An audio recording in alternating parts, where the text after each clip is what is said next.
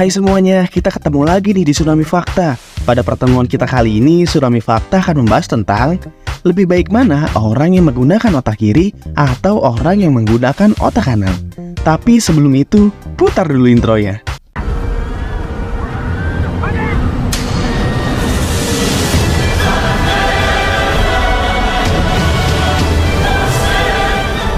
Dalam ilmu saraf dan psikologi, pemahaman mengenai apakah lebih baik memiliki dominasi otak kiri atau dominasi otak kanan telah menjadi topik yang menarik perdebatan yang berkepanjangan. Pada awalnya dikatakan bahwa otak kiri adalah pusat logika dan analitis, sedangkan otak kanan dikaitkan dengan kreativitas dan persepsi spasial. Namun, pemahaman ini telah berkembang seiring dengan penelitian lebih lanjut, membawa kita pada pemahaman yang lebih kompleks tentang keseimbangan kognitif antara kedua sisi otak. Dan ini dia fungsi-fungsi dan karakteristik dari masing-masing otak.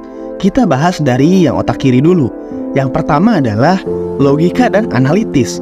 Otak kiri cenderung terlibat dalam pemrosesan dan pemecahan masalah berbasis logika dan analitis kritis. Yang kedua adalah bahasa dan kemampuan verbal. Otak kiri dikaitkan dengan pemahaman dan penggunaan bahasa serta kemampuan berbicara dan menulis. Yang ketiga, rencana dan organisasi. Otak kiri memiliki peran penting dalam perencanaan, menjadwalkan, dan pemahaman secara rinci. Nah, sekarang kita masuk ke yang otak kanan. Fungsi-fungsi dan karakteristiknya. Yang pertama adalah kreativitas dan imajinasi. Otak kanan cenderung terlibat dalam pemikiran kreatif, pengolahan visual, dan imajinasi. Lalu yang kedua, pemrosesan spasial. Otak kanan memainkan peran utama dalam pemahaman dan memanipulasi objek spasial, serta navigasi ruang. Yang ketiga, intuisi dan bahasa tubuh. Otak kanan dikaitkan dengan pemahaman bahasa tubuh, emosi, dan intuisi. Lalu selanjutnya kita masuk ke dinamika keseimbangan kognitif. 1. Saling ketergantungan. Otak kiri dan otak kanan secara aktif berinteraksi dan saling melengkapi untuk menyelesaikan tugas kognitif kompleks. Yang kedua, pemrosesan informasi terintegrasi. Aktivitas otak terjadi di kedua sisi otak dalam berbagai tingkat tergantung pada konteks dan tugas yang dilakukan. Yang ketiga, keterkaitan dengan individu. Setiap individu memiliki preferensi otak yang unik. Dengan beberapa orang cenderung memiliki dominasi yang lebih kuat dari sisi tertentu. Nah, sekarang kita masuk ke preferensi otak. Yang pertama kita bahas yang dominasi otak kiri dulu ya. Yang pertama adalah keunggulan dalam pemecahan masalah logis dan analitis.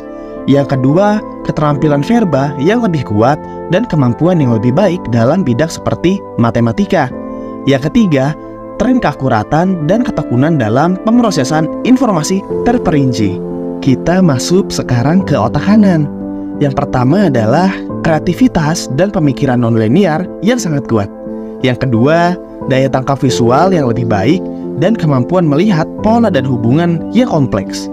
Yang ketiga adalah kemampuan intuitif dalam memahami bahasa tubuh dan ekspresi emosi. Nah, sekarang kita udah tahu ya, kalau kita dominasi otak kiri atau kita dominasi otak kanan sama-sama memiliki kelebihan. Tapi dari kelebihan itu tergantung diri kita sendiri. Mau kita gunakan untuk apa? Makanya di sini saya juga ingin membahas tentang relevansi dan implikasi. Yang pertama, pendidikan. Memahami preferensi otak individu dapat membantu pendekatan pembelajaran yang lebih efektif dan mengakomodasi gaya belajar yang berbeda. Yang kedua, pekerjaan dan karir. Pengenalan kecenderungan otak dapat membantu dalam memilih dan mengembangkan karir yang sesuai dengan kekuatan individu. Lalu yang ketiga, ini yang terakhir, kreativitas dan inovasi. Kombinasi keterampilan otak kiri dan otak kanan dapat memungkinkan pemikiran kreatif dan inovatif yang holistik. Jadi kesimpulannya, ketika kita membahas tentang lebih baik mana dominasi otak kiri atau dominasi otak kanan, penting untuk memahami bahwa keseimbangan kognitif adalah kunci. Kedua sisi otak saling melengkapi dan berinteraksi dalam berbagai tugas dan aktivitas. Kecenderungan otak kiri atau otak kanan seseorang dapat mempengaruhi preferensi dan kekuatan individu dalam berbagai konteks. Tetapi tidak ada satu sisi otak yang secara intrinsik lebih baik dari yang lainnya.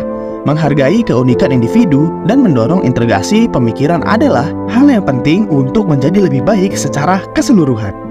Sampai di sini saja ya pembahasan kita kali ini. Semoga dengan adanya video ini kita nggak minder lagi kalau kita didominasi oleh otak kanan atau didominasi oleh otak kiri.